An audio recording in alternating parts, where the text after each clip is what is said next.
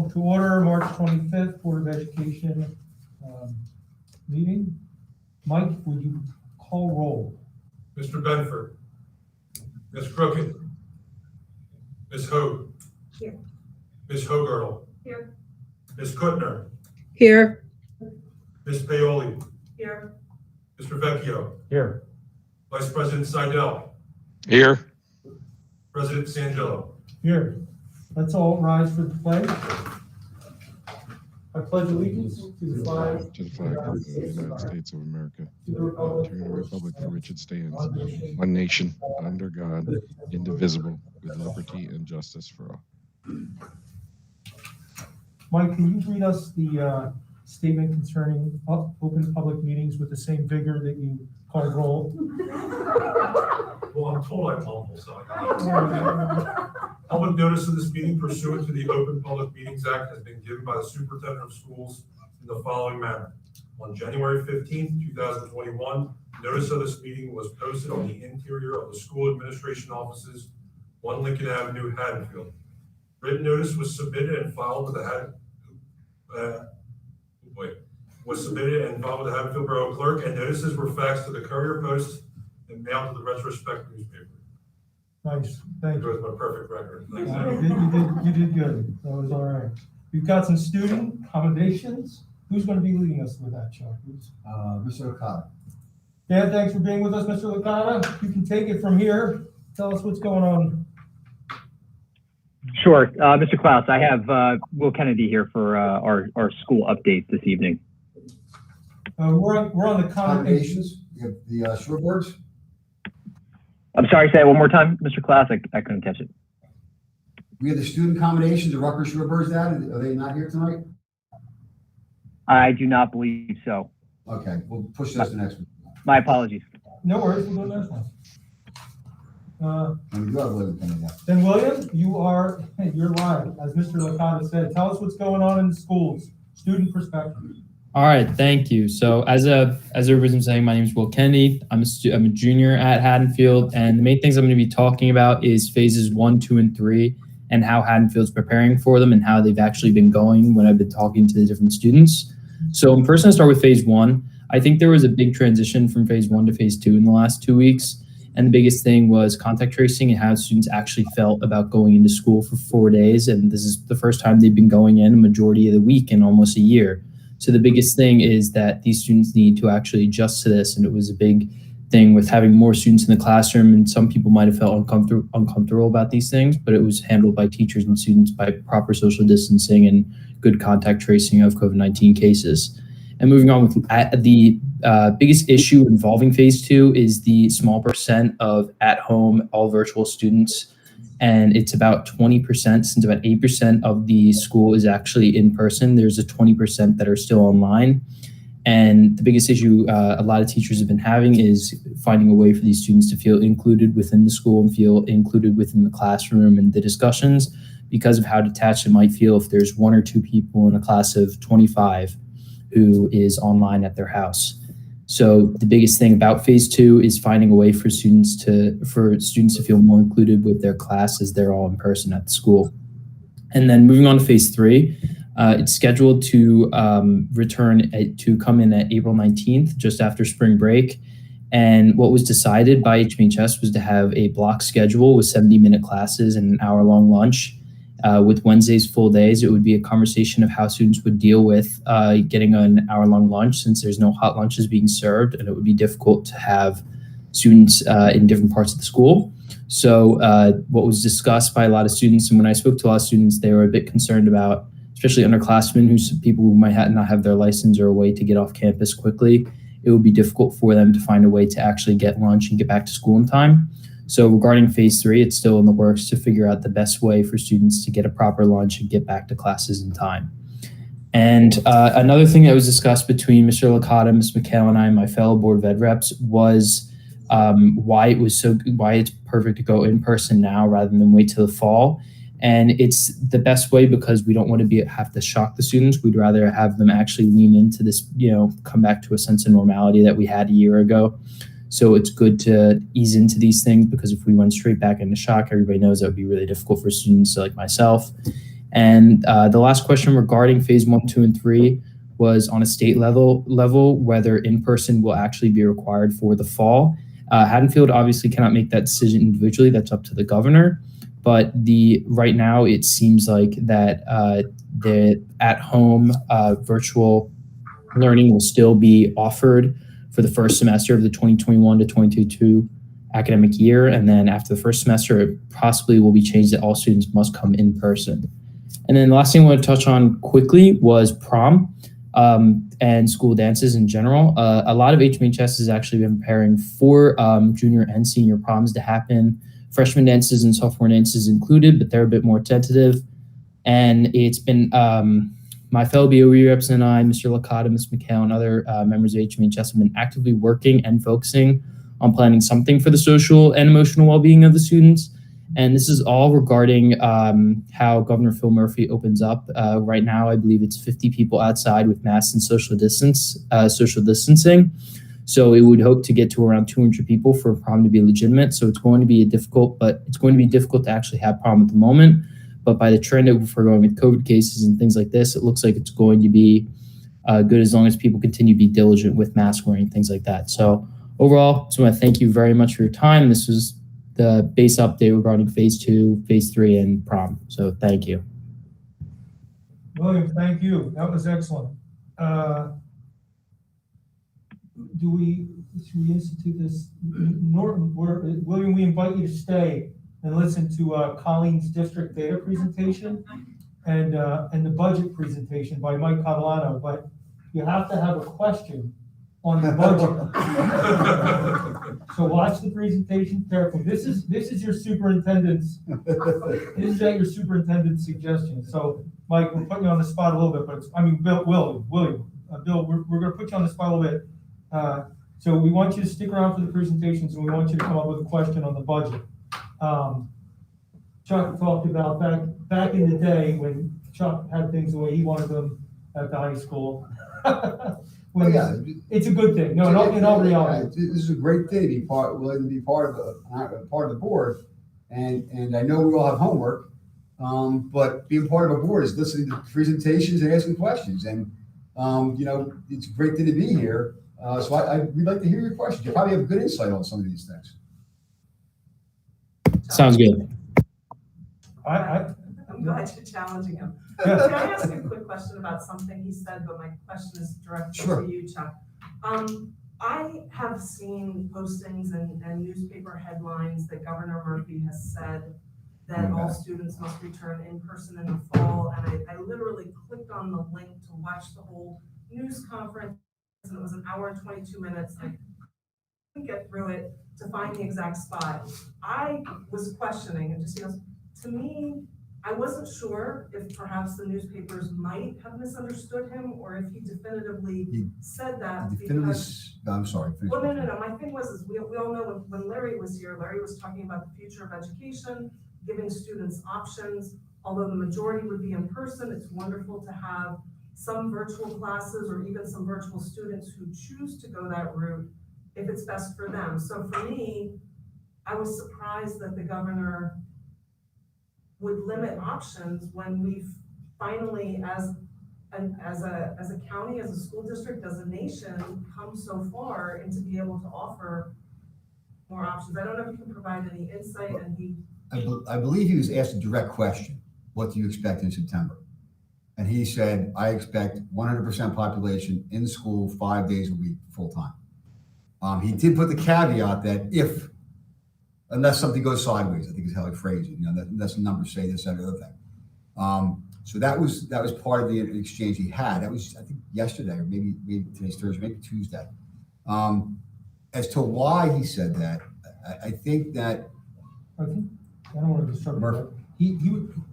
It's my understanding he was misquoted when he said that there would be no remote, right, and there's going to be clarification coming. Yeah. So I don't think that's definitive. What I thought is that he might have just said he doesn't want school districts to close, that they have to be open, but that there still might be choice. Yeah, because I think it wasn't part of his press conference. It was a question he answered And didn't answer it as well as and said, I don't think his intention was to close all possible virtual learning, but it was to state the goal of being back.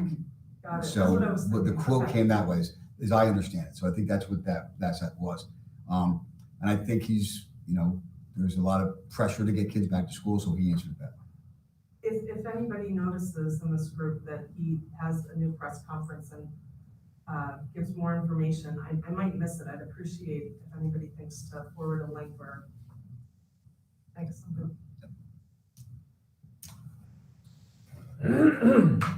All right. Colleen, All right, thank take us you. away. Hi, good evening. Hi, everyone. We have our data team gathered tonight, and we're going to share a snapshot of our data status right now. But more importantly, we're going to show you a little bit about what it looks like when teachers are analyzing the data at each of the school levels. So our data team is made up of myself, Dan Licata from the high school, Karen Russo from the middle school, and Shannon Simkis representing the elementary schools. And we gather at least once a month, sometimes twice a month, this month 3 times, to just talk about the direction of how we're going to use data to inform instruction. The overall results of Linkit Benchmark B, when I say Benchmark B, it's a test that we give to determine where the students are as it pertains to grade level standards. Where the kids are, according to Benchmark B this year, is overall kids scored higher than last year, and it's suggesting that the collaborative planning that goes on between the teachers and the collaborative planning that went on this past summer to design our learning model, and also parental support, has paid off. The elementary schools scored way above average. Their growth was actually outlier in the math area. Middle school showed above average growth in both math and ELA, and the high school also showed above average growth in both math and ELA. The biggest caveat to tonight is that we want you to please take these results with a large, healthy dose of grain of salt, because there were limitations in the data this year that were just caused by COVID.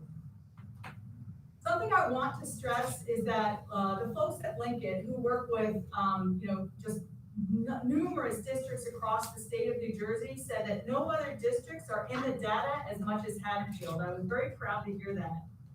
They said that we have a data analysis culture, and again, I was super proud.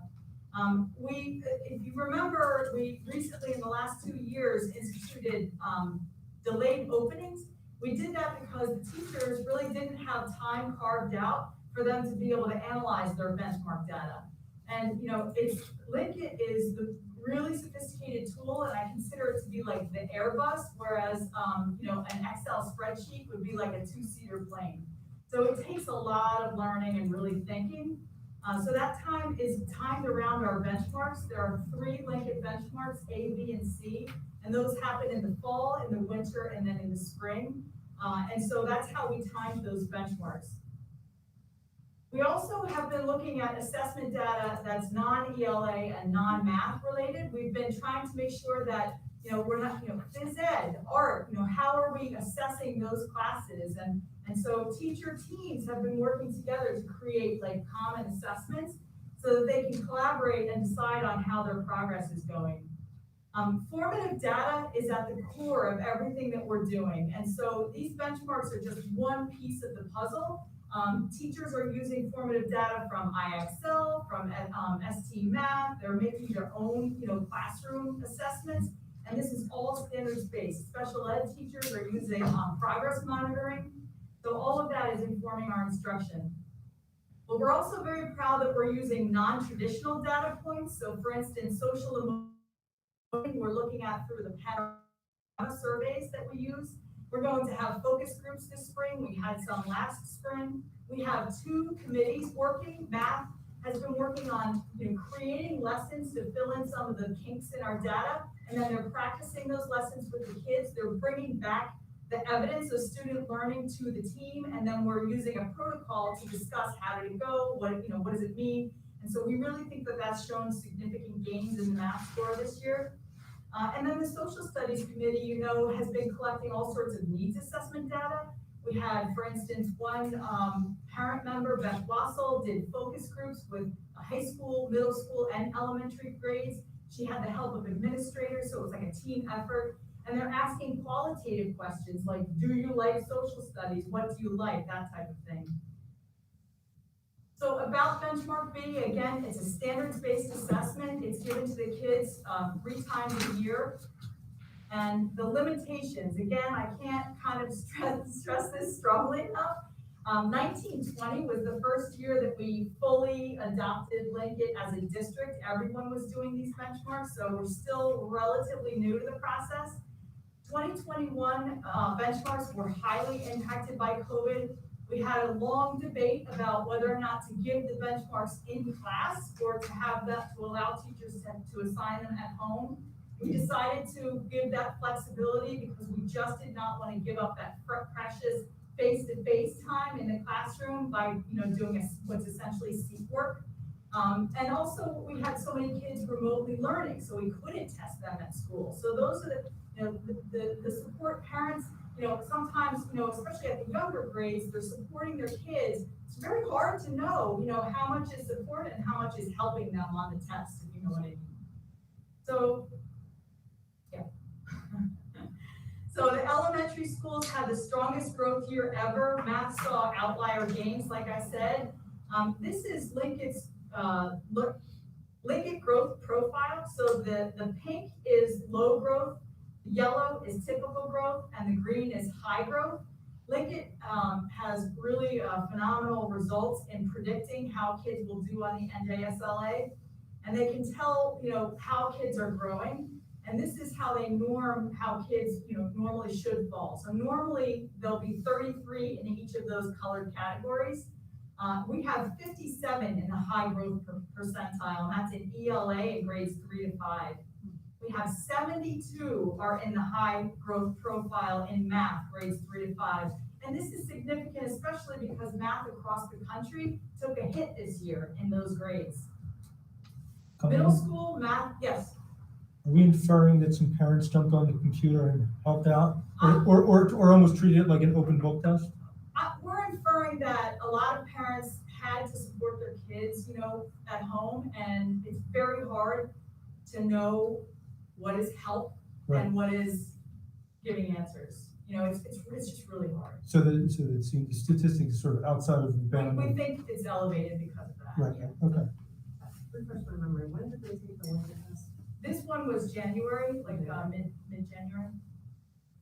So in the middle school, math remained consistent and ELA saw strong gains. This is significant, ELA 42%. Again, normally it's 33% are seeing gains. Math 33%, that's right on target. Middle school math is always really hard for us because it's the transition from the school. So we're proud of this score.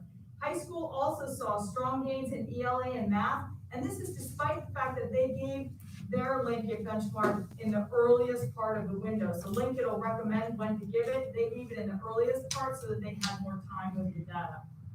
So these are the math scores. 41% are in the high growth in math, and then 40% in ELA. With that, I'm going to pass it over to Shannon Simkus. She'll share a lot more about how the teachers use the data to inform instruction. Thank you, Colleen. I appreciate you all inviting me here today. My name is Shannon Simkus. I'm the principal of Central Elementary School. I will be presenting the data and the process for all 3 elementary schools. So the data that you saw today was not Central School's data, but was the data from all 3 elementary schools. And the same process occurs across the elementary schools. At the elementary level, we implement a consistent assessment schedule, which is actually linked there. We're not going to click on it tonight, but if you want to see it, you can take a look at it across all 3 elementary schools. The assessment schedule includes local measures, so things that we do locally. It includes curriculum-based materials, but it also includes standardized measures. So it's a wide variety of assessments that are taken consistently across the schools and at each grade level. Teachers use this data that they gain in the assessments to measure growth over a period of time. and to evaluate students and really help to inform their instruction. So our summative data is kind of taken at the end. It helps us look back to see how much kids have grown. But then our formative data is the data that we take throughout the year to help us inform our instruction, plan for our instruction, plan for our students. So I'll give you an example. The NJSLA, what we take at the end of the year, the state assessment would be an example of summative assessment that we use to assess our students, or Linkit Form C if we don't have an NJSLA, but Linkit Form A or B, formative assessment. So something that we would use, analyze the data, and then, move forward to help plan for our students in the classroom and really help them succeed on the standard benchmarks that are expected at that grade level. So when does this happen? So this happens during a lot of meetings throughout the year. Colleen had mentioned the 2-hour delays. We also have LPDC meetings where our grade level leaders are planning for this type of work. We also have grade level meetings across the school district. This year that happened on Wednesdays. We took an hour on each Wednesday to plan at the grade levels for this type of assessment. And it also takes place during teacher planning time. With the new schedule that we'll be rolling out next year at the elementary level, which was set to roll out this year at the elementary level pre-COVID, all teachers across the district will have the same prep time. So all third grade teachers will have the same prep time. That will enable us to, when needed, allow teachers to collaborate for this type of data analysis. As we know, Linkit is a predictor for the NJSLA, so that is the data that we presented to you this evening. But formally and informally, teachers are assessing consistently. As Dr. Murray presented earlier, we're using the Linkit assessments to analyze student results and then plan for the instruction. And Linkit does a lot of that for us. Colleen, you can click. So this is a data analysis form that all the elementary school teachers use. It helps the teachers to look at how many students are in each of the categories, which actually Linkit does this for us. So that's the good piece. But then the pieces that follow this are really the most important part of the process. That's, what happens after we know who's in our meeting, who's in our partially meeting, who's in exceeding. What we do with that is crucial. Colleen, you can click. So we ask ourselves, what students are you most concerned about? We go through an individualized item student analysis. We think about what students are currently receiving interventions, are they in our INRS process, and how are we currently addressing the needs in the classroom? Then we begin to think, are those enough interventions? Once we sort of, go back, thanks. Go back, Colleen. Once we look at that data, we think about what small groups we might need to plan for. And again, Linkit does some of this data analysis. So they do a groupings report and they group it by standards, but then the teachers need to actually plan for that instruction. Okay, so I have these 7 groups that, Linkit made for us. How do I plan for them? Who's in those groups? And do we need to manually move some of them around? Because maybe what they're showing in the classroom isn't indicative of what we saw in the Linkit assessment. And then thinking about, even further, another layer to this is what can we attribute to these results? Is it a program? Is it a curriculum? Are there particular students? Are there other factors such as race, gender, classification, free and reduced lunch that will help us to understand our students better and better prepare for them in the classroom? And then the last step of this is, what are the action plans? What are we actually going to do? What's our next step moving forward? How can we group kids? How can we plan instruction, and what resources? So I pulled this from one of the teachers this year. She identified the needs in her classroom. These were the math standards that were low on the Linkit Form B assessment. And she looked at, what can we do to, really implement in the classroom some strategies or some remediation for students that fell into those categories. These were the big ones, right? So we looked at this as like the whole class. Where did the whole class kind of fall short? Where does the whole class really need that remediation or maybe that reteaching? You can click, Colleen.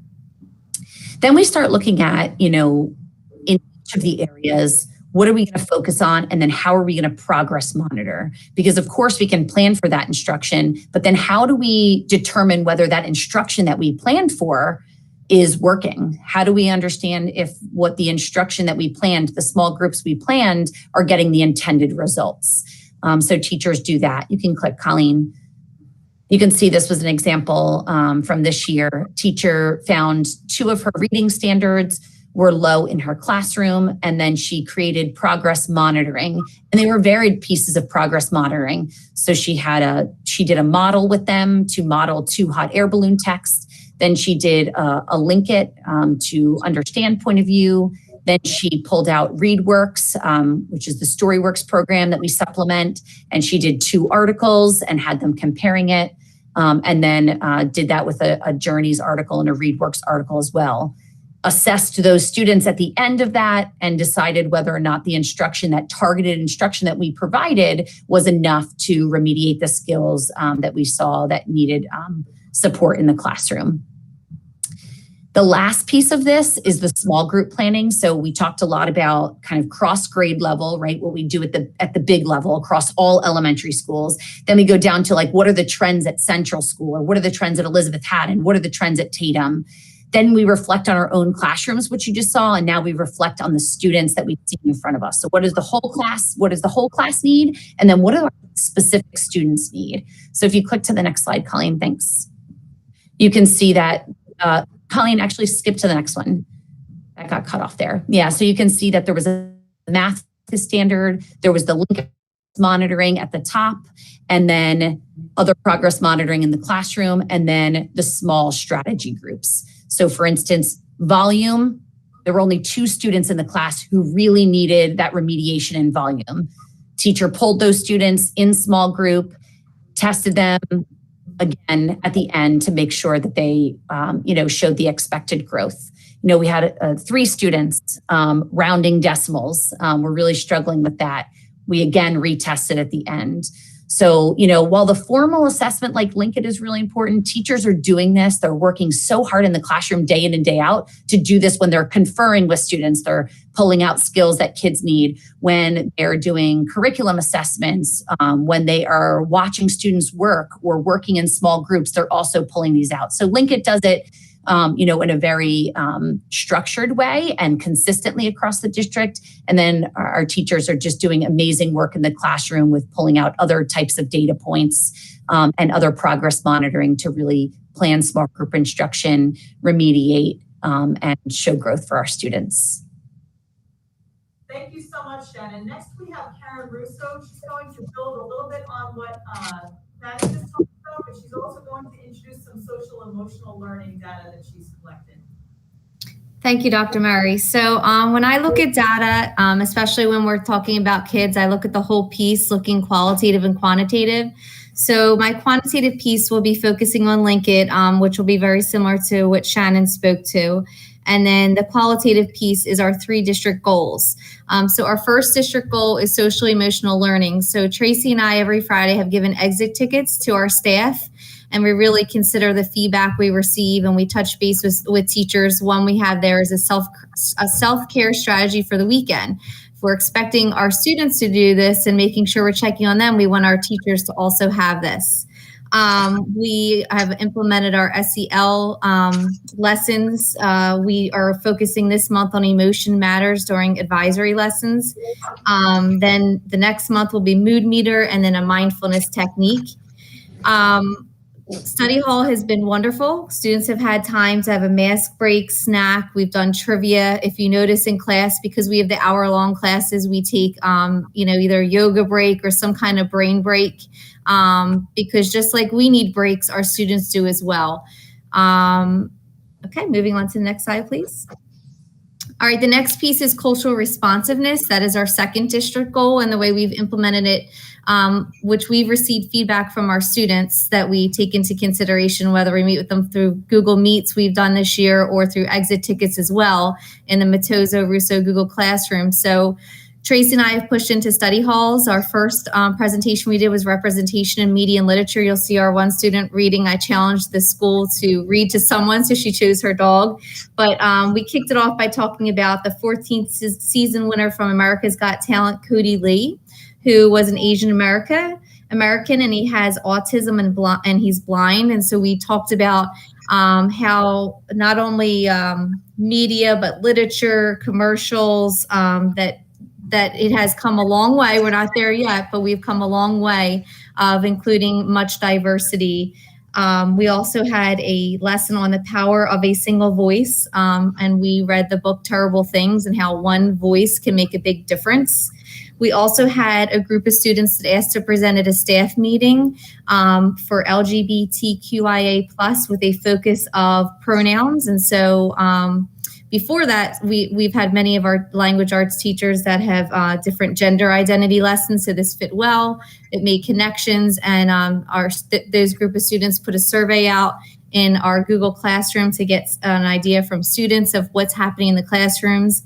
And we even had teachers that created before kids came into the next quarter for, let's say, an art or tech class.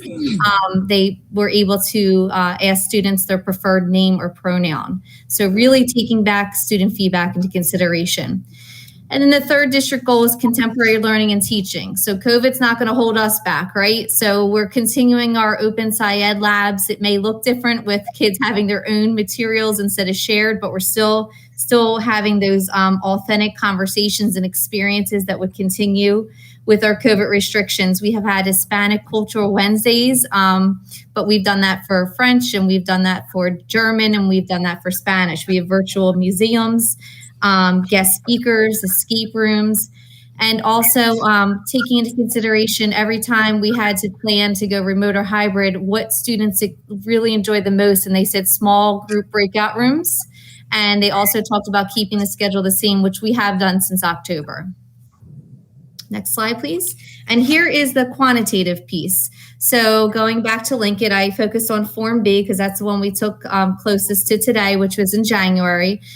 And so very similar to a K-12 form, I just added one extra piece because I wanted my teachers really thinking about like what the questions the kids are experiencing. So I had them, and I got this from a PD workshop that I attended. So I wanted them to predict, what do you think you're going to see before you even look at the questions and the data? And a lot of them said, I expect for language arts, the scores to increase because we have been able to incorporate informational text and literature. Next slide, please. So then again, we drill down and we look at our standards. So instead of looking at areas of growth, let's first look at what we did well, and we celebrate that with our students. And so it's great to see that if you look across for 6th, 7th, and 8th grade language arts, determining meaning of text, whether it was connotative, in 7th grade, 6th grade, you see figurative language. But we want to highlight that. And, we want to give kudos to all of our teachers, social studies, science, because this is clearly helping them if we're scoring well for determining meaning. Then on the next page, I don't like to use the word weakness, so it's more attention, right? So what do we need to pay more attention to? So they drill down, and like Shannon said, it's pretty much done in Linkit, which is nice. And so what do we do with that? So if you take a look, one of our biggest things was citing evidence. I feel like this happens a lot, and we really have to coach our students with it. So now that we know that, what do we do? So our students have done mini lessons. They provide templates. They provide guiding sentence starters to get our students, working on those standards that they need help with, whether it's informational text or literature. Next slide, please. And then I didn't list the students, I took that out. But what they did was they took each period, and then they took the students, and whether they did small group or breakout rooms, or they used office hours to even more meet the needs of the students individually rather than whole group. Next slide, please. Same thing for math. We did our data prediction form. Next slide, please. Okay, and then if you take a look, our students, we looked at what they did really well in, what they needed more attention with. And then we started to say, so what do we need to do here? We need to make sure that now that we're halfway through the school year, our warm-ups need to be spiral reviews, because the concepts that they're learning right now mid-year goes with what they learned at the beginning of the year. And it goes together. And you'll see in the next slide, we took that one off. If you could just go back, sorry, Colleen. So one thing we noticed specifically with expressions and equations, our kids were asked to evaluate an expression, and we looked and said, well, why we just taught this. Why didn't they do well in this question? Well, it was because they needed to incorporate the order of operations. The question didn't tell them that, but they needed to have that prior knowledge from the beginning of the year. So those conversations, those 2-hour delays are very meaningful for our teachers.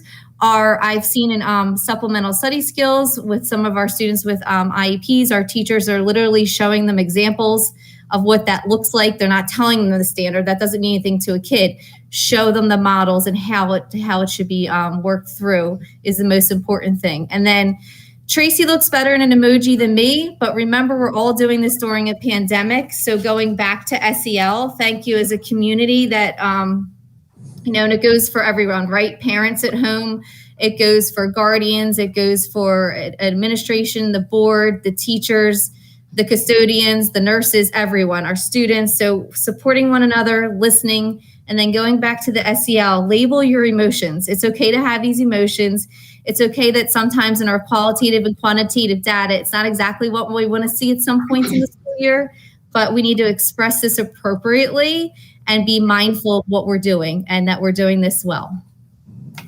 Thank you so much, Karen. And so Dennis, to expand on that a little bit and talk about testing, benchmark scheduling, and also he's got some great the teachers in there. Wonderful. Thank you, Dr. Murray, and thank you, Karen. That was excellent. And I just want to start off by saying how magnificent it is to work with our data team here with Dr. Russo, Dr. Murray, and Shannon. Our meetings together are always so productive, and also our partnership in working with the South Jersey Data Leaders Partnership. It just is a great organization to be with other administrators and teachers throughout the county, and it's helpful. It allows us to reflect on what we're doing and try to perfect how we analyze data. But I also certainly want to thank our teaching staff. This is, as Dr. Murray said at the beginning, it's our second year working with Linkit at the high school. In the most atypical of all years, I think our staff has done a wonderful job, as they always do, to reflect on their practices and ultimately what they can do to always improve and perfect their crafts. So I just want to start off by saying that. So thank you again. Just a brief overview of what we do at the high school when it comes to Linkit benchmark administration. This is our first year offering the Algebra 2 and the ELA 11 benchmark. Last year, we offered Algebra 1 and Geometry, as well as ELA 9 and 10. This year, as Dr. Murray suggested, we did offer our benchmarks pretty much at the earliest part of the window for both Linkit Benchmark A and Benchmark B. Our first benchmark for math and ELA was given in one day on September 16th. That was we found to be too much for students to do, especially when doing it at home, to take two benchmarks in one day. So we modified that practice the second time around when we gave our benchmarks. The ELA benchmark was given on December 9th, and the math benchmark was given on December 16th. And as both Shannon and Karen alluded to, we're waiting to see what the definitive answer is when it comes to NJSLA. If NJSLA does happen, we would like to give our Linkit Benchmark C in late April, so we have time to take a look at the data prior to the NJSLA taking place in late May. If we do not have the NJSLA, we will offer Linkit Benchmark C at the end of May, so that way we're getting a great view of where our students are at the end of this year. Next slide, please, Dr. Murray. Great. So Benchmark A data was analyzed on September 23rd, I believe it was that Wednesday. The typo there. Benchmark B was analyzed during the PD day on January 13th, and we plan to analyze Benchmark C, as I just indicated, in advance of the NJSLA date if we do have it, and if not, it will take place during the summer of 2021. Similar to what Shannon showed, the Linkit data analysis form is here. It's the exact same form that Shannon went through. So it's certainly something that we value. The teachers are able to use these to guide their analysis of the data on those days. They're then turned into their facilitator, which is then shared with myself and Dr. Murray. So a quick sample here from a math teacher who was reflecting on her benchmark A, Algebra 1. She identified a few standards. Standard A here, where students are demonstrating they retained linear equations. So these and inequality knowledge from last year. It's really helpful to see how some of that data carries over. And we certainly are always concerned with when students are transitioning from school to school. And in this case, it was certainly a great thing to see that this standard that was hit in 8th grade was something that they also found in early September of the 9th grade year for Algebra 1 students. And they did note here that this second standard that we see this topic is taught at the end of Algebra 1, which is why it was maybe a little bit lower than usual. And then when it came to this one, the teacher was reflecting on her practice and thinking that she should be including more modeling problems in homework and assessments throughout the year. Next slide, please, Colleen.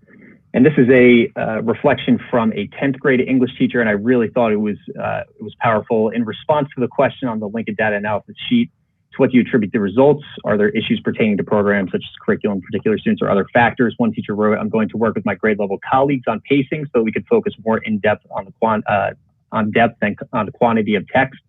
And I just love that collaboration that happens within departments, within a grade level. We certainly want to have as much consistency among certain subject areas and levels as we can, and these data analysis days bring some of that to the forefront, which is excellent. And Teacher B noted, as far as pacing is concerned, I'm focused more on quality than quantity. I've omitted one unit from the first semester, and while that was a difficult decision, I do not want to sacrifice depth for breadth. I've always believed that the most enriching experience comes from the satellite explorations inspired by the cortex as opposed to the cortex itself. This is where the learning occurs. The most meaningful connections and applications come from our deeper explorations. And I just thought that really hit home. It was something that he had pulled from the Linkit benchmark ELA 10 Form B. And I thought that was a great instructional decision for the teacher to make as he looked at the rest of his school year.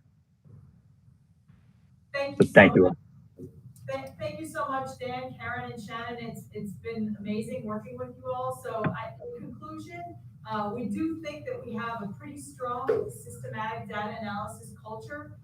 We do think at-home support likely impacted scores, but we also think our learning design likely stimulated gains. That same learning design that I know that we've all taken a lot of heat on. I know some people wanted live streaming all day, every day, and we kind of, the team that worked together over the summer, it was teachers, administrators, parents, and students were brought in, and it was a careful decision to base our instruction on targeted instruction rather than just having, the live streaming going. And that was a hard decision, and it resulted in a lot more work for the teachers. I really loved when Sue Zitter brought up, the workload, and Linda, you mentioned it last time. It's really hard to paint that picture of how hard this has been on the teachers because they're essentially planning twice as much because they're planning for at home and they're planning for in school. And to do that for the young grades, it's just really, really difficult. So we want to thank the teachers for sticking it out with that learning, with that learning style that we set up. But we also think that the math committee likely fueled results, and we think that SEL is going to come in play. We want to make sure that we're using that data. Our end of year results are going to be where the proof will be in the pudding. We'll be able to see a little bit more clearly some, standard results. Okay. And I'm going to skip through. I just want to say that a big thank you. We had a couple of parents. We want to have a culture of transparency, so that parent portal, we've gotten some feedback, and we keep trying to improve that communication because we want to make sure that this is actually useful for you if you want to use it. No one has to use the parent portal, but if you want it, it's there. So we reached out and we got some input from Polly and from these parents, Jessica Denstead, Monica Kinney, and Christine Sheehan. But we also want to take the whole child approach when it comes to data. We want varied and rich data sources. And so we're using the ready agreements where we recognize the danger of a single story. We've taken this from Rowan's input, and the Equity Council is adopting this, these agreements. These are like rules of engagement. We want to make sure we're not relying on just one type of a data. So we're balancing ontologies. This is just a fancy way of saying worldviews. We have researchers who like numbers, and we have researchers who like words. Quantitative is much more about proving. You think you know a thing, you want to prove it. And then qualitative is much more about discovering. And so as we look into growing as an institution, we want to make sure that we're using both types of data. The spring panorama data, the teacher and administrative insights, qualitative insights, quantitative insights, and our profile of the learner work. So this is leading us into that work where we look at both types of data to inform where we want to go. That's all I have. Thank you so much. Thank you. Can I ask 2 questions? Please. So I caught the middle school ELA scores. What were the math scores? Let's see, let's see. It was, I believe, 33, dead on, so it was like 33% growth. Oh, you said that, I just saw it for ELA. I'm sorry. Math was 33%, Thanks, Karen. right where we should be for typical growth. And was ELA the exact same number? That was 42, I believe. Okay. And then can we see, not right now, but can you send out to us the various elementary schools compared to each other? Well, what I neglected to say is there are 120 slides on this presentation. You saw about 30 or 40. So it gets a lot more granular. This is going to be published and it will have, different information. I don't believe that it has it might have the schools next to each other, but you can always, But this one has them individually. it has them individually, yeah. So there's like a lot more information, including some resources that parents can use. Chuck, I'm so sorry. I promised I would keep it to 30 minutes and I'm really 34 is far not over. Thank you. Colleen, my favorite parts of your, and it's been a habit, is putting in, and Dan had it in his, but not to diminish what Shannon and Karen did. I like, and I find it constant or consistent, is that on our whole, I think I love that how engaged with the growth process our staff is. When we first started talking about data, it felt like something like a backpack you were going to pick up and carry around. And it sounds like that's not how it's being used. And it's actually like people are using, eat the chicken, spit out the bones, but using the good stuff that can help inform instruction like it was designed to do it. So it's pretty inspiring to hear how different staff are using it. So that's great that your team has been able to do that. I also, just being in the community during COVID, the Wednesdays, it highlights, I know they had to do twice as much, and this year was a lot of work. These conversations highlight how much work our teachers do outside of the classroom. It's like a football game. You play the game, but then you go watch the tape and you study the books and you memorize your plays and you figure out how to be better. And that doesn't happen, between 8:30 and 3:30. There's some time in between, but that extra time for professional development. And then we all know everyone works a longer day than is on their time card. So that's I just think this is an inspirational piece of a presentation to see, especially given the difficulty of this year. So, not just thanks to you for spearheading it, but like to all the building administrators and then our staff. I just think it's really an achievement. So thank you. And thanks, the presentation was awesome. And yeah, definitely very, very good. All right, awesome. That's my 2 cents, but yeah. Yeah, I was just going to add that, when I came on the board, I think was, where we really as a district started to make that serious commitment and turn. And it didn't have immediate payoff, right? So I really want to say that, nights like tonight are sort of the culmination of a lot of investment and commitment that the district put into this effort. I think it's great. I think it's what we need right now, is to be able to not just point to the individual successes that we see, but the collective success of the program. So I think it's fantastic. Anyone else have questions for Colleen or? I think Mr. Kennedy does. Oh, no, Will, I think you got, what, as someone who did you have to sit through Linkit? There's some things I wrote down while everyone was going through, especially when Mr. Licata was talking, since that's the one that pertains to me the most, more about SEL, because I'm a peer leader. So I actually gave a presentation on SEL learning.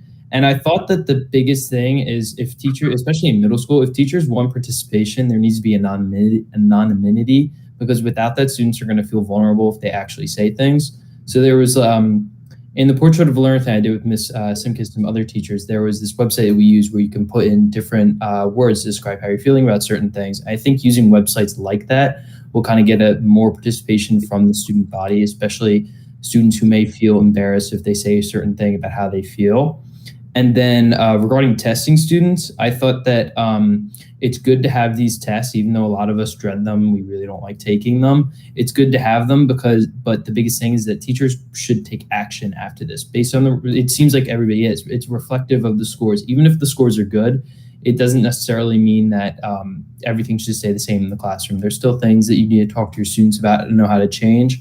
So I think the biggest thing is that for these tests to be meaningful and for them to actually, be good for the student body, there needs to be action taken after doing so. Nice, Will. That was my 2 cents. Will's done it for my job. All right, thanks, Colleen. Mike, so Mike's going to present us with the 21-22 budget, the details on that. Right. Your facility, led by Justin, has spent many hours with Mike, first understanding, and then seeking to help Mike best explain it to the board so that we understand where. Sure, the result of all those hours is now this second presentation to the board tonight. This is what we're going to get through tonight. As I told you previously, I waited for this presentation to get more into taxes, tax levy, the effective taxes that we have with our budget decisions. Before I do that, this is the timeline, where we're at, where we've come from, and you'll see bold and italicized where we are at tonight. Where we go from here after tonight, we're still waiting for the county executive superintendent to approve our tentative budget. Once that happens, then at our scheduled April 29th board meeting, which is also our public hearing, and we plan to adopt our 2021-2022 budget. So we are in the home stretch. I wanted to circle back and highlight again our revenues because our entire budget is driven by our revenues. To get this number in front of the board again, $42,348,237. That is our total operating budget. Just a couple of things here. See that we are proposing to go to 2%, and that the tax levy. I'm going to elaborate that a little more in the next slide. Okay. So, a couple takeaways to get out of this slide. Like I said in the previous slide, 2%. That is our statutory cap that we can increase our tax levy. That's $749,000 more over the tax levy from last year's budget. I say last year's budget, I mean the budget we're in right now. Notice that you see a lot of zeros there at the bottom. The only way you're allowed to statutorily go above 2% is to take one of these three adjustments below the local tax levy line: enrollment adjustment, healthcare adjustment, and bank cap. We are not eligible for any of those adjustments, so all that we have to increase the tax levy with is the 2% cap. Okay. All right, so these are what our tax rates are proposed to be in comparison to the tax rates from last year. I haven't broken down by fund because there are things that we can adjust. There's things we cannot adjust through this budget process. The general fund, like I said previously, we are proposing to go to 2%. That's what drives the general fund rate. You'll notice we go to 2%, but the rate is not going up by 2%. I'm going to explain that later. Debt service, you'll also notice, you'll see there's a decrease in that rate. What drives that is, one, we already had some built-in minor debt falling off this year anyway, but also, if you remember, the board authorized to refund some bonds. This is also the result of refunding bonds. We're paying less interest on previously voter-issued debt. That's why the specific debt service rate is decreasing next year. Add that all up, you'll see that the total rate increase is 0.66%. Okay. So what I wanted to elaborate on with the general fund rate not increasing the way that you might think it would. Here's what you have to understand. Every year, the Borough of Haddonfield, and this is every municipality, has a total net taxable valuation. That taxable valuation changes every year. From last year to this year, it increased $24.5 million. So our total tax levy increase, which was $749,000, is being spread over a much larger number this year, or it will be this year. So, as you can see, this is the effect of those total taxable valuations increasing. Okay, so because we don't take last year's valuation and apply the new tax levy to that valuation, we take from, this is given to us by the borough assessor. He's the one that determines the valuation. With the new valuation, this is what the net effect is. Okay. So the total assessed values of all the properties in Haddonfield are $2.3 billion? Yes. Okay. Okay. So what does this mean for the Haddonfield taxpayer? For every $100,000 of assessed valuations of your property, you will pay approximately $1,761 of property taxes, specifically for school purposes. Okay, that is a $12 increase from last year. Okay, so if my property was assessed at $300,000, with our proposed rate, total rate, that's general fund rate and debt service rate, I would be paying $5,282 specifically for purposes out of my property taxes. Okay? From last year, that's a total annual increase of $35,000 for the $300,000. I have a little blurb down there. The average assessed home in Haddonfield is $512,000. Okay. I have this fun slide. I'd like to know where your tax dollars go. As you can see, what this means, for every $1 you spend towards the tax, the school tax purposes, 47 cents of it goes to the general fund, 22% goes to special ed, 13 cents to facilities, so on and so forth. I'd like to add that this will be on our website tomorrow, so people can always go and, right?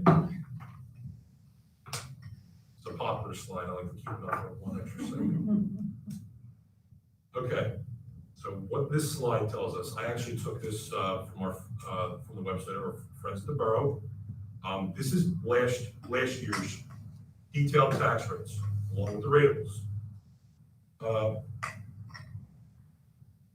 I just want the board to recognize that it's my responsibility to let the board know, like, this is what it affects. Obviously, we have nothing to do with county tax, county open space tax, municipal open space tax. The only tax that we affect by adopting our increased tax levy, our budget, is the local, the school tax rate. So again, just to sort of circle and wrap everything around the total scope of what the budget process affects. Okay. All right, to sort of elaborate on our accomplishments, our continuing initiatives, I'm actually going to turn this over to my friend, Mr. Klaus. Thanks, Mike. As much as I love numbers, what we're here for is to talk about what's going to happen with this money, right? What's this for? So it's to maintain the excellent education our students are getting. But some of the things we're adding, and so even in this tight budget, we're still adding things, trying to improve ourselves. We talked before about the in-house behaviorals, and just to clarify, we contract out behavioral services, and in some cases there are parts of that job where we have people who are come in because we contract with different groups that are here for 2 hours a week, never talk to a kid, never talk to a parent. They analyze data, they write plans. So in order to build consistency and become more efficient at that, we're going to actually hire someone in-house. So we're not changing any services. We're just going to, instead of outsourcing some of them, we're bringing some in, so that way we have a person here working full time for us. I talked last week about we lost our Title I funding. We had those 2 Title I teachers. We're retaining those positions in our operating budget, which is significant. They're going to be interventionists, work across the school district. We have good plans for those. And I in my mind's eye, I see a third one added in a year or two. If we can work that in, so each school will have a specific interventionist. We believe these will be focused more toward math. That's our plan, so that's why we believe it. And that we already have language arts interventionists and reading specialists, so we're going to add the other side of that. And you can see first grade numbers. We have our first grade numbers at Central School are already above our max, and if more people register by April 1st, that's going to cause us either add another section or, as policy, we'll ask people if they want to go to attend a different school district. So that's on there, but that may not be there. And as you see, for those the nurse at Central Middle School, we have one nurse who functions for both of those buildings, and it's 2 schools, right? So we're looking at adding a nurse there. We were fortunate to have for a long time an EA who was a registered nurse who was working there for us. So we're replacing that. And the other things you can see, the athletic needs, protected netting for the main turf. So it's very dangerous if you're out there and lacrosse is playing because balls are flying all over the place. We have those poles that can shield it, make it protective so they track them all at the same time. We're going to invest in those things. The weight room supervisor, uniforms, capital improvements. We talked about the A-wing roof above the auditorium. All that work done there. We still have, that was not hit in the last referendum. We're finishing that off. Try to make sure that's nice and safe and tight up there. So there's a lot we're still going to be adding, even though we have this tight budget. And then, Mike, in addition, we're continuing with initiatives. The Promethean panels, the display panels, which are crucial. Try to make sure everyone consistently has the best way to have those presentation software. The one-on-one is going to end at 3rd through 12th grade.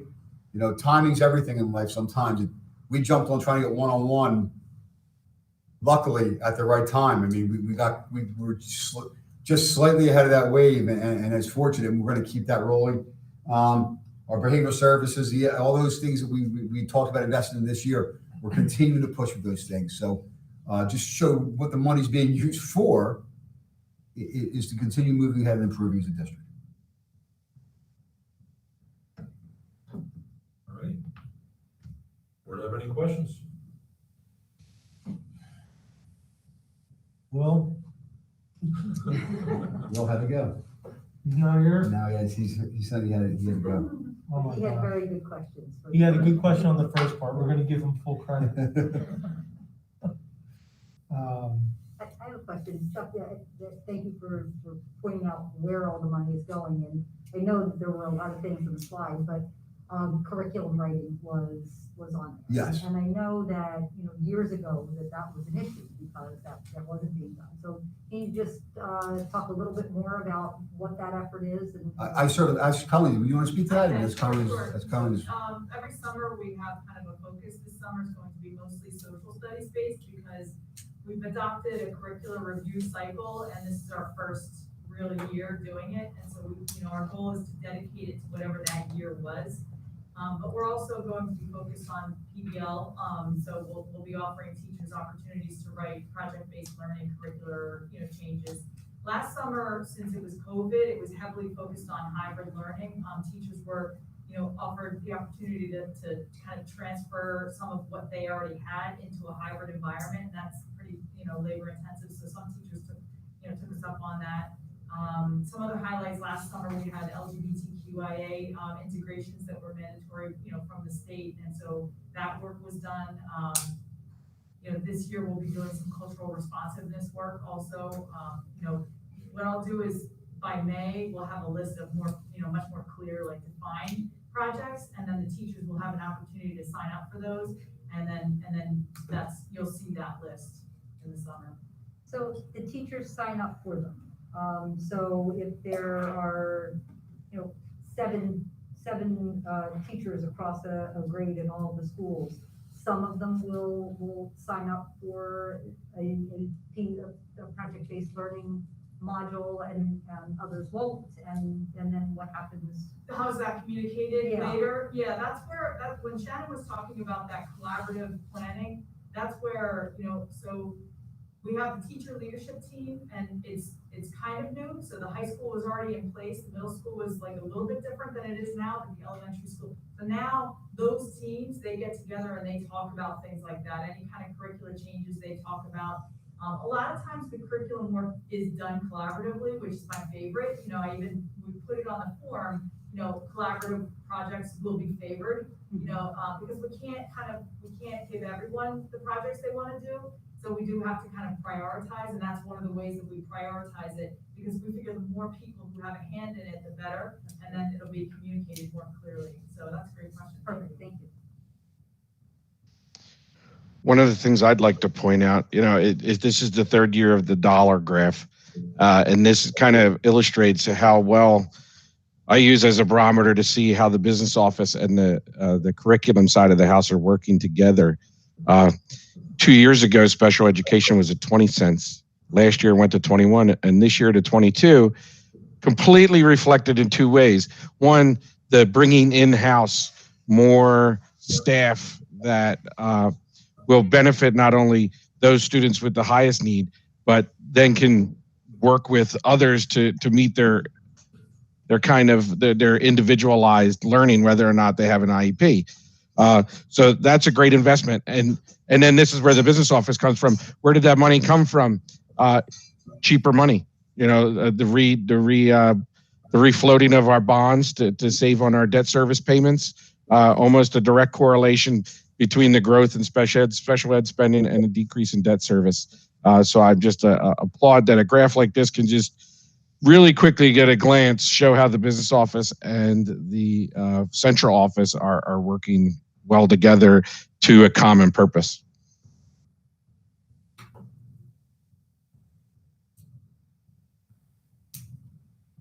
Nice presentation, Mike.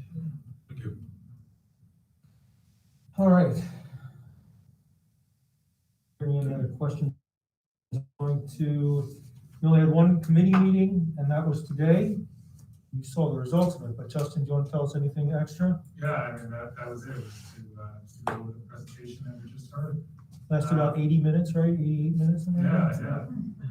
I mean, aside from that, we spent a few minutes talking about our favorite topic, which is the land swap. Oh, yeah. And the answer seems to always be the same, you know, which is that there's no material uptake, you know, which can be frustrating for a number of reasons. That's kind of where we are. Yeah, we asked, one of the things that came out of the meeting was we asked the people, you know, we hired attorneys and architects to put the deal together because we had to do assessments and make sure the values equaled each other. And we asked them just to go back and, you know, we don't know. We're getting our information from the borough, and they're having an issue with one of their, what's it called? The issue is splitting the property. Easement. Subdivision. Yeah, subdivision easement. I guess the problem, the frustration for the board is we're sitting here in budget season, and we're going to take in three properties, three physical buildings. One, because it took so long, we've lost the ability to use, even if we wanted to. The building has fallen into disrepair beyond anything that we think we can salvage. So that was sort of disappointing out of the gate. And then we have the carriage house and the greenhouse, which every month we can't use it, is becoming, it's falling into further decline. And it's a historical property that we not only want, but we have to use. We cannot tear these buildings down. Not that we would want to, but it makes the refurbing of those properties more expensive for every month we can't get in there and work on them. Not to mention the lost opportunity of putting, you know, activities and classroom activities in these rooms for our students. So it's really just frustrating to see the properties sit there. And I know it's kind of hard because we're all supporting the same community, but we're definitely frustrated that we can't get this thing moving forward. When we were told there was going to be a meeting to sign last February, and it was delayed because of a conflict, which, you know, it was sort of silly. And then COVID hit, and then, you know, it's just very frustrating. Heather, I'm sorry, did I? Yeah, I wanted to know, while we're waiting on the borough saying we're waiting on the borough to get this done. Truthfully, we're waiting on the state, I'm gonna misname it, the historic preservation. They're waiting on them, and I hope we can urge the borough to maybe make some phone calls. Sometimes the squeaky wheel gets a little bit of grease. But I'm wondering in the meantime, because we have the two historic buildings to preserve, the Carriage House and Woolworth Hall, if it might, the greenhouse, it might behoove us, not to use such a outdated word, but can we reach out to some sort of, I don't know whether it would be a historical preservation trust or some sort of a organization that we might be able to come up with some sort of a deal that they might pay for it, even possibly just own the building, but not necessarily the surrounding land, or like if we can just look at options so that when it is ours, we're good to go. Yeah, I think we gotta get Chuck's discretion, but Sandy's on the call. Sandy's our moneymaker. She got a great grant for security, so she knows how to write these things. Sandy, you have to be as passionate about historic preservation as you are about security. I was gonna say that we need to get her pumped up about this. Yeah, because we know you're passionate about security for good reasons. Well, show me where it is and I'll do it. Yeah, that's what I love, yes. And there might be more than one option. I don't wanna jump on something without exploring options, but I just don't wanna wait until the borough gives it to us to start that research. Oh, no, the research, you're right. Yeah. You're right. All right,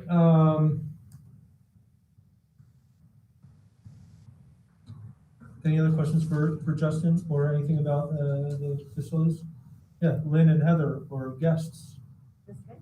I was gonna say, that's why we didn't have that many questions, because I believe the finance committee previously had some exposure to the things that we discussed, and then you had two more board members get exposure today, so we're not, for the public watching this, we don't have a ton of questions because we've all had a more detailed meeting with a lot of questions. And Mike did an excellent job. That's true.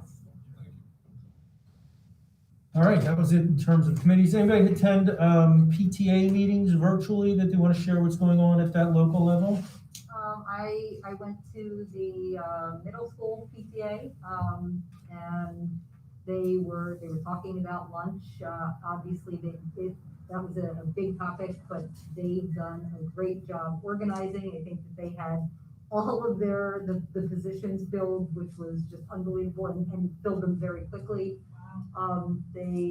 There were some jokes about all the parents that signed up and hoping that after they do that first duty that they'll come back the next day. But it was good. It was good to see how they all rallied around the need. Good to hear that. Good. All right, great to hear. Awesome. Anything else? All right. Is this evening, Claire has a show. Wishing you well. Chuck, did you have anything? Yes, I do. All right. Okay. So tonight I'm going to talk about our phase process, our COVID updates, and our upcoming presentations. We've been doing this for a long time. You're going to notice that the COVID updates is before the phase information because the COVID updates are not what we want them to be. So I was going to go through the phase stuff first, and we can talk about the numbers because it will have an impact. So we have our metrics, and this is a slide you've seen 6 or 7 times. I highlighted in red, declining or stable numbers. If you read the news or if you follow the Camden County tweets, you'll notice that the numbers are not declining or stable right now. They haven't stabilizing, but they have been rising. Released this week, as you remember, probably last Friday, the CDC came out with guidance for schools, and then the NJDOH just came out on Wednesday with guidance for schools. So how this works, and this is part of the conversation we had when we had the DOH here to look at our schools when we wanted to come back with the combined cohorts, is the CDC makes recommendations that are for the nation, and then each state takes what's appropriate for them and they modify it to those pieces, and then the counties do that, and then communities can modify these too. So they're recommendations that are supposed that you take seriously, but understand that each community is different. Each is different. You use appropriately what you feel works for your community, because we as a community are different than Newark, which is a much more dense populated case. So all those things come in place. These are some of the areas they really focused on. These are modifications. You know, this is version 8. This is the 8th updated version of the guidance for the schools. Stuff you'd expect, the physical distancing, right? So they also drop down for schools. For students in schools, they agree 3 feet minimum is what we can do. However, they make it very clear that when you're not in class, they still want 6 feet. It's still important to have 6 feet. Middles and high schoolers, especially if you're in orange, high risk.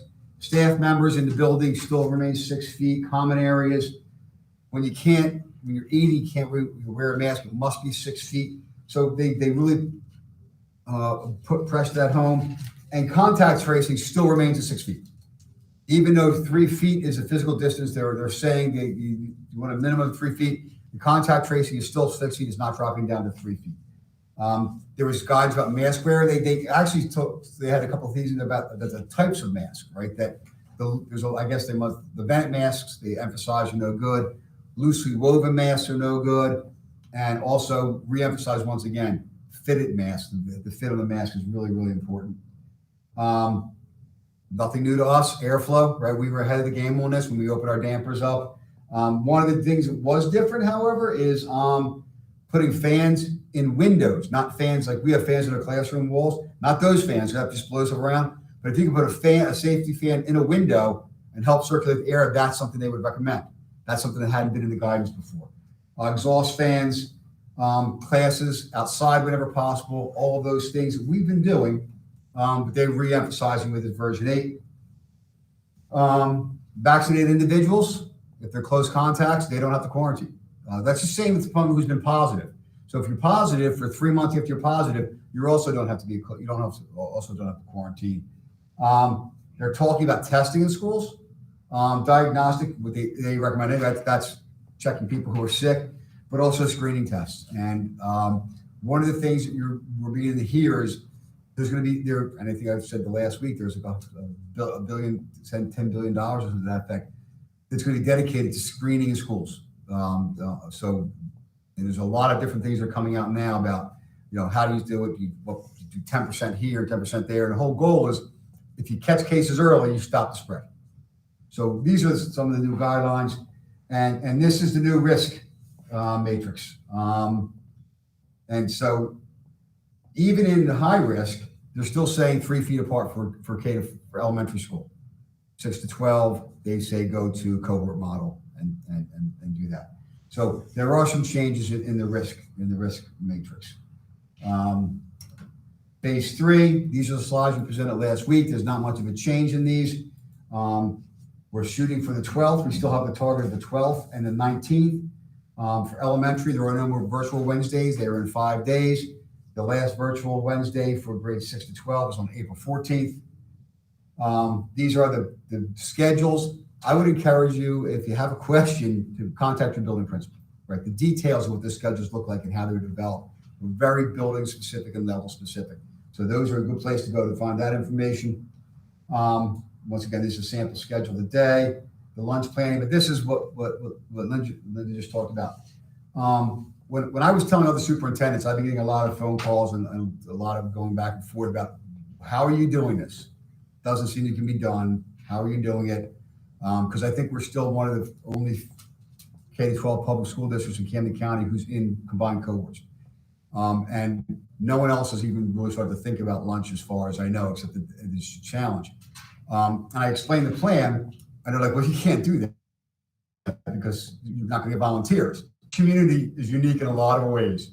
And the fact that in 10 hours, we filled up something like 85% of all our slots for volunteering for lunches says a lot about how much we care about education, how much we function as a community, how much support there is. It is amazing.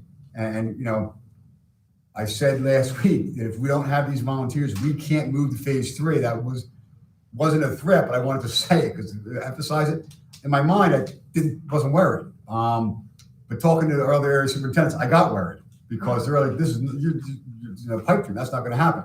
It happened here, but you're going to see that there's still opportunities in May and June. And when this will be on the website and all of those things, people, when this is posted tomorrow, can look at it. And it's always good to have a surplus even, right? Because some people might have to change plans. So it's a good thing. So that's it. That's our phase 3 update. Any questions on that before I move on to our COVID numbers?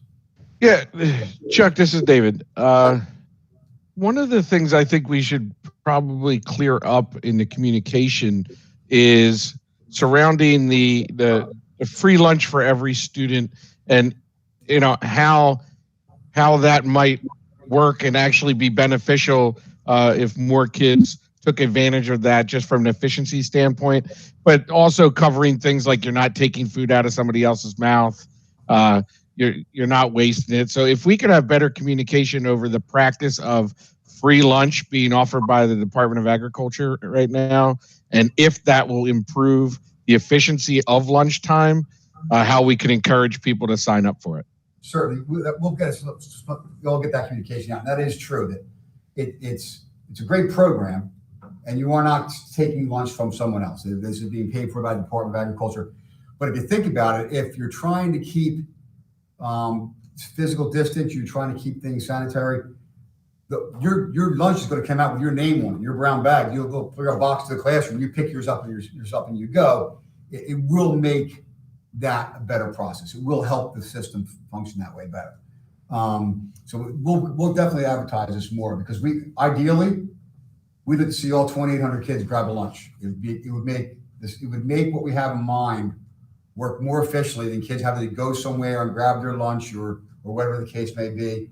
So we will certainly publicize that. And Heather, thank you, Chuck.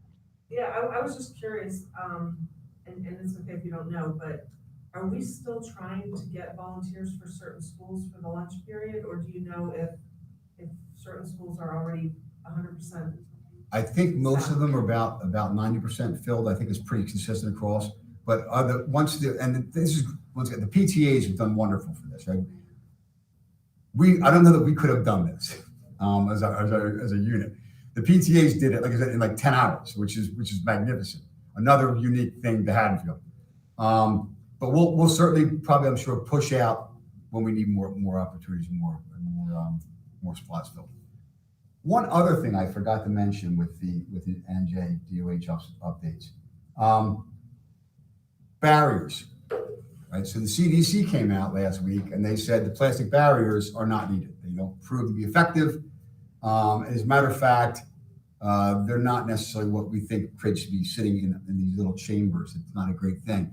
And if you've ever seen, if you've seen the pictures of the classrooms, they're actually hard to see. If you're in the back row, you have to look through those barriers to see the board. So we followed the CDC guidelines. We're like, we're going to give teachers the options of taking the barriers down. That's what we were thinking about doing. DOH comes out on Wednesday and says, no, we want the barriers. We think it's really important to have the barriers. So now we are caught in this thing between these two pieces. So we're pumping the brakes on whether the barriers are going to come and go. And we're going to revisit that Monday with our district pandemic team. Because last Monday, based on CDC guidelines, we said we'll give the teachers the options. Now we have the Department of Health guidelines. So we are going to revisit that decision and rethink the barriers. So that's just another thing that came up this week. And then one of the things that was pointed out, and Gino actually pointed out, he said, it's an important decision. And it might sound almost silly, but people made a decision to send their child back to school under circumstances that look like this, right? If we take those barriers down now, that's not the circumstances we offer. So that's one of the things we have to wrestle with a little bit on Monday when we talk to the pandemic team about that. If there's no other question about these. Actually, I'd love to, my daughter would kill me if she knew I was sharing this, but we actually talked about this. Now we're talking about a high school kid here, but she came home and she talked about being, they're back in the science lab for the first time. And she talked about how, you're at a table and you're sitting next to your table mate and the barrier is here. But you're sitting next to the person, there's no barrier there. And we actually talked about that it's really the optics of it. It is the feeling like we're doing something to be safe but are those barriers really doing anything other than making us feel? Well, it was recommended everywhere at first, right? And now it looks like maybe, as we've learned more, they tell us more. So now it does feel like an optics thing, but the Department of Health in New Jersey is still saying, no, we think it's a good idea. So a lot of information to mull through there with that. But in the high school, it's only in the lab. In science labs, yes. So elementary school is the bigger issue. The kids back of the room. And then they have 4 or 5. You'll see, in elementary school, you'll see a kid like duck their head down to see up through the barriers, right? It is, so it makes that more difficult. So COVID numbers, right now we have 2 active cases in the district, which is great. We haven't had an active case in the high school in almost a month. So we're seeing a lot in the buildings. Here's our numbers once again. You can see we're still pretty low. There's by grade level. And this is it. This is our newest Cali score, which came out today. I have highlighted at the bottom 25.63 is a Southwest case rate per 100,000. That puts us in the orange. We are now at high risk again. 25 is the threshold for that number. So when you add the score, we have moved into orange. That's why I had orange highlighted. I was going to make this all exciting, but I highlighted it earlier, gave it away. So we are in orange, and you'll notice that they are going up in all categories. And I put this chart together too. This is the percent change. I was trying to gauge how can I show how fast this is moving in one direction or other. Why we're talking about being maybe more cautionary. We have roughly 20 days before we move to phase 3. So we're not deciding today based on the data from today what we're doing. But in fairness, people who have to plan, we need to decide before April 11th, right? So we're going to do a lot of looking this weekend and a lot of studying the numbers and looking at these charts and seeing how the trends are going, how quickly they're going, and decide whether or not we're still going to target. Right now, we're still targeting 12th, but there is a possibility. I have to tell you that we're not going to be there on the 12th. It might be the 19th, right? It's declining or stable. So if we stabilize about 25, we'll go. We'll move to phase 3. If it continues to rise, or more important, that percent positivities is 9% is what CHOP guidelines suggested. If we're approaching that 9, we're going to really think hard before we make that decision. We want to be responsible with this decision. It's a big decision because lunches are challenging. At this time, I don't see us going backward, right? I think even if the numbers still trend the way they're going, if we look at this, we're not going to go back to cohorts right now. I believe that right now what we're doing is working, and we'll continue with our combined cohorts 5 mornings a week minimum. Our goal is the 12th and the 19th for phase 3. If we have to go 19th and 19th, we will, whatever that case may be. And at that point in time, we're ready to go within a week. So I think that if we say we push it back, if we had to push it back, the numbers keep increasing, we can say, okay, on one Wednesday, a week from Monday, we're going to be ready to go. We'll be able to get back quickly. I don't want to push it back, but when you see the numbers like this and you see the way the percent change, the way that's beginning to shoot up pretty harsh, that makes us really want to be thoughtful about this. I also added this. So this is just Camden County. Now, remember that the Cali score we work off of is the regions, 4 counties, Gloucester, Burlington, Salem, and Camden. This is a Camden County. This is our case rate. Blues is daily. The CDC was using 14 days. They're down to 7 days per 100. So this is their average, 7 days per 100,000 and 14 days per 100,000. This is off of the Camden County website. They post every day. There's the numbers. A lot of people, there's that website, COVID Act Now. Their numbers tend to be higher than the actual county numbers. I'm not sure if they might include rapid testing. The Camden County does not do that. So you can see here, we are peaking above 25. And out of the 4 counties, usually Salem's got the best numbers. Camden has the second best numbers, but Burlington and Gloucester are higher. So if they're both above 25 right now. I think Burlington's in 30s now. So the numbers are tending that way. And this is just by number, which is kind of, it doesn't matter too much because we don't care how many is per 100,000. That's my update on the COVID numbers. Any questions on that? Missed my call, it's an infectious disease. And these are upcoming presentations. So next month, you see these, some of the ones I added in here.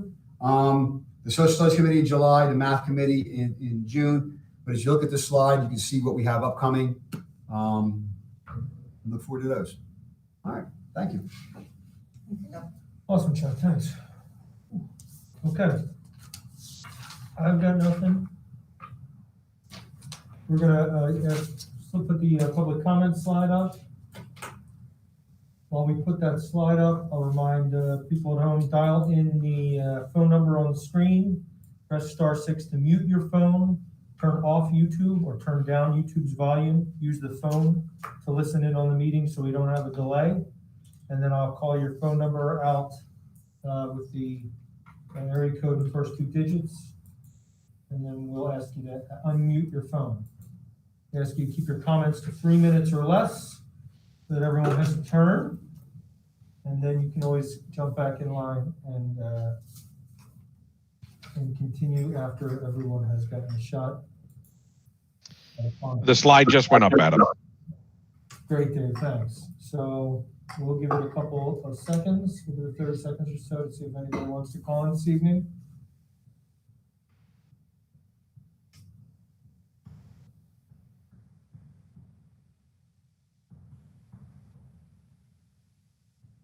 We're under on 9 o'clock stop. All right, we've got 856 ending in 88. Start. Hi, yep, this is Laura Miller, 123 Colonial Avenue. I just wanted to ask a quick question about labs at the high school. Maybe I missed it, but I wanted to know what the status of labs would be if the kids do move to phase 3. Okay, Laura, we'll get that information for you. Thank you. To phase 3. Okay, we're going to go, thanks, Laura. We're going to go with 646 ending in 40. 646 area code ending in 40. *6 your phone to unmute, and they'll give us your name and street. Can you guys hear me? Yes, we can now. Hi, this is Kate Flannery. I'm calling from Windsor Avenue. I'm sure you guys all know where I live by now. I just wanted to thank you for the comments. I was really looking forward to listening to listening about the shield particularly. And my daughter will probably kill me if she knows that I'm sharing this information, but the decision was made from the communication to take down the shields, I think, across all the schools and the classrooms today. And there are some conflicting reports in regards to how that implementation went. I think it was really up to individual classes. Some classes, I think, had meetings. Some classes, they came back, post break, and all the shields were all gone. So I think it was very dependent, on individual teachers and their preferences. But, the decision was made to remove the shield, which I understand after watching the presentation that it's coming from some conflicting reports between the CDC and the state. The shields were, I think, asked to be removed based on what the kids' preferences were in one of my kids' classes. And my daughter apparently ended up being the only one that stood. And I'm sure you guys all know, how I've been very active in regards to and very vocal in regards to my concerns about the safety. And my daughter, I think, was afraid of the wrath that she might cause coming home to tell me that all of the shields were down. And so she apparently stood her ground and was really the only one saying to her teacher in her class that she was not comfortable taking that down unless she spoke with her parents. Now, I'm not calling in to highlight and telling you how proud I actually was of my daughter to stand her ground, because I don't think I've been able to do that in, 4th grade as she is. But I think my question now to you is, I'm very interested to hear what the decision will be based on your discussions from your Monday meeting, as you said. I don't personally think it's about optics. There are a number of recommendations both from the state document and the CDC. Some of them we are adopting, some of them I don't think we are. You know, the CDC clearly says when you're in the high case rate, you should be considering the cohort model, and I don't think that it broke down between the elementary school and the middle schools, as opposed to the New Jersey state recommendations, which I saw now, which, you know, kind of breaks it down differently. And so my comment is, I don't think that we have to rip off the Band-Aid all at once either. We spent the money to have this, you know, up. You know, I think that what's the downside in leaving them up? I understand it's difficult for the kids to listen and see through, but you know what? They have been doing remarkably well. Kids are back in, and that may really be what's keeping us from, you know, getting all the cases more up in the school grounds. And so I am really interested in what the end result is, but I really implore all of you guys to listen to all sides. And, you know, there are nuances for every recommendation from every institution. And, you know, obviously we do have to listen to all of those to kind of, you know, fine tune and figure out what will work best. Great, thank you, Kay. Thanks. Does not look like we have any other callers in. We'll move to the approval section of the meeting. Mike, you can pull down the slide. Joe. And just double checking with Mr. Catalano that there were no written submissions. Correct, there were none. Thank you. Okay, we're going to start with section 1, governance. We're accepting our monthly suspension HIV vandalism and violence report, the approved fire and safety drill report, 2 policies for first reading, and then we have 15 policies for second reading and 6 policies and regulations that are going to be 5 policies, 1 regulation that will no longer that will be abolished because they're covered in the second readings of the policies and regulations that we are approving. Can I get a motion? Motion. Second. Linda and Lynn, thank you. Any discussion? May I briefly talk about policy 9713, recruitment by special interest groups? Since our meeting last week, we received a letter from a community member and had an ensuing discussion about whether the policy could be changed to an opt-in versus an opt-out policy. This policy specifically requires that all schools receiving federal funds through the Every Student Succeeds Act must comply with requests for directory information, like names, address, telephone number of secondary school students from military recruiters or institutions of higher ed, unless parents or an adult student specifically opt out in writing. And every year in September, Tammy will send out an email notifying parents and adult students of that option. We have to keep it an opt-out policy. It cannot become an opt-in policy. Specifically, New Jersey Department of Education and the U.S. Department of Education says if you receive these federal funds, it has to be an opt-out. That military recruiters and higher ed institutions are eligible to receive access to this directory type information unless it's in writing. So the short answer is we can't change it. Thanks for looking into that. Yep. So, just for clarification, because we have a lot of newer board members, I think because of what Strauss Esme recommended, that's probably exactly the way we should go. I'm not necessarily against it, but we could, as a board, just so you know, we could have left that we don't want to do that. But I was curious, we would then lose our ESSA funding. Do you know, Mike, approximately how much that is? Well, our ESSEA funding stems to Title I, Title II, Title IV. Title I is approximately $140,000, that was this year. Title II, that's approximately $30,000, please don't quote me on the numbers. And Title IV is about $10,000. So the only other thing that was interesting that I thought about because of all of this, and I don't know how the process works. I asked my daughter today, you know, she's, I'm sure Linda's daughter and Adam's daughter, everybody who has a high schooler that's 10th grade and above gets mailings from the higher education institutions.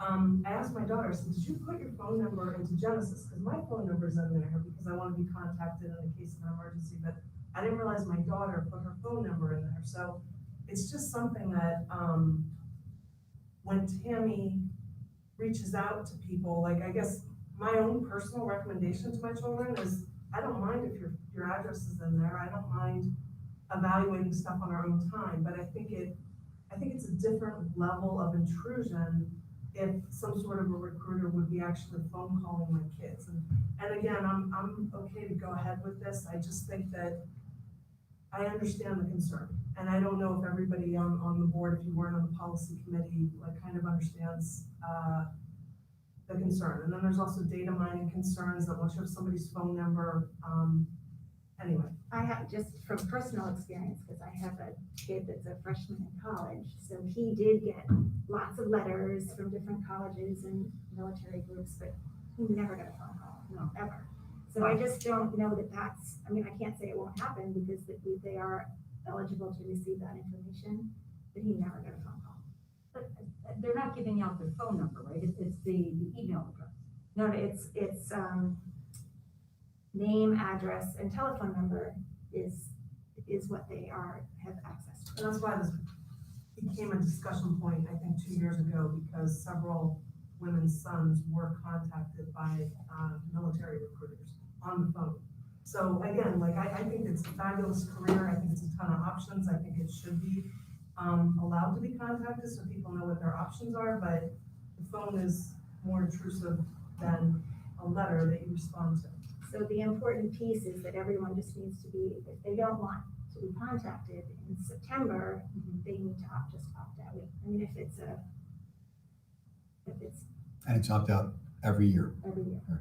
And that has to be communicated in our communication to the parents, and it says in the policy 45 days in advance, so we better make sure we reach out to the parents. This actually is triggered by a state, a communication that comes from the state. So so what will happen is the high school principal and guidance office will get a communication from the state. Here, this is enacting now. And the notifications go out, and the communications go at that time. And we don't write this, we actually take what's given to us by the state and communicate that. So all of those details are in like that. I just want to make sure people understood why it was a concern. I want it glossed over. Thank you, Heather. Any other discussion on the policies we are passing this evening? Not hearing any, I'm going to ask Mike to take the roll. Mr. Vecchio. Yes. Ms. Kuttner. Yes. Ms. Hoag. Yes. Ms. Paoli. Yes. Ms. Hoagirtle. Yes. Mr. Bedford. Yes. Vice President Seidel. Yes. President Sangelo. Yes. Okay, section 2, curriculum and special education, field trips, conferences, travel and overnight field trips. A list of dual credit working in partnership with Camden County College. We're approving the renewal of the 2021-2022 contract with BSD Education, and we are resolving for a teacher to provide supplemental instructional services for a student. Can I get a motion? Heather? Second. Justin? Any discussion? Mike? Ms. Kuttner. Yes. Ms. Hoag. Yes. Ms. Paoli. Yes. Ms. Hoagirtle. Yes. Mr. Bedford. Yes. Vice President Seidel. Yes. Mr. Vecchio. Yes. President Sangelo. Yes. Section 3, personnel. We're approving the personnel changes that we are in the agenda. We are approving a bus driver for a new in-district route to be paid at the contracted hourly rate. We're approving an increase of hours for a staff member, and we are approving the counselors to provide up to 30 hours of services at their per diem rate for the summer 2021 for time over the summer 2021. Can we get a motion? Motion. Second. Linda and Tom, thank you. Any discussion? Can we discuss, are they been riced? Individuals? Yes, I actually want to discuss the librarian position. We can discuss positions, but no employees have been riced. Okay, so on the position, is that the effective date is listed upon hire of a replacement. So is that a promotion instead of a voluntary transfer? No, the position is currently filled for the elementary middle school. When the person moves to the high school, that would be a vacant position. We need that position filled at elementary and high school, elementary and middle school to run schedules. Those classes are taught. So if that person moves, we're not going to teach those classes. Classes is not taught the high school position. Got it. Any other discussion? Good question, David. Mike? Ms. Kuttner, Yes. Ms. Hoag, Yes. Ms. Paoli, Yes. Ms. Hoagirtle, Yes. Mr. Benford, Yes. Vice President Seidel, Yes. Mr. Vecchio, Yes. President Sangillo. Yes. Personnel passes. Approval of the Section 4 business and finance recommendations. We are reversing a couple of employees for coursework. We are approving tuition rates for attendance at our schools. We are approving the payment of bills, budget transfers, the board secretary's report, and the cash summary report. Motion? Motion. Justin and Heather, thank you. Any discussion?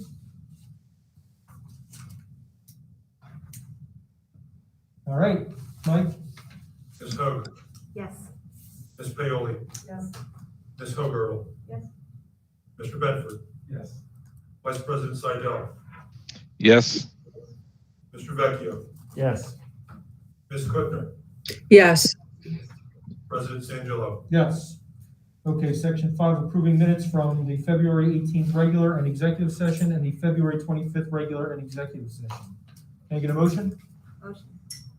Second. Lynn and Heather, sorry, thank you. And any necessary comments on the minutes? Okay, Mike? Ms. Paoli, Yes. Ms. Hoagirtle, Yes. Mr. Benford, Yes. Vice President Seidel, Yes. Mr. Vecchio, No as to 5C, yes as to the remainder. Ms. Kuttner,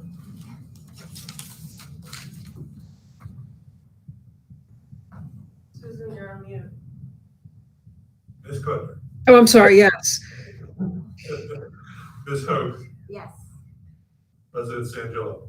Yes. Thank you for the approval process. Any items for future consideration by the board? All right, not hearing any motion to close the meeting? So moved. David? Second. Heather, beat Lynn, we are closed. Thank you very much. Have a good night. Good night, everyone.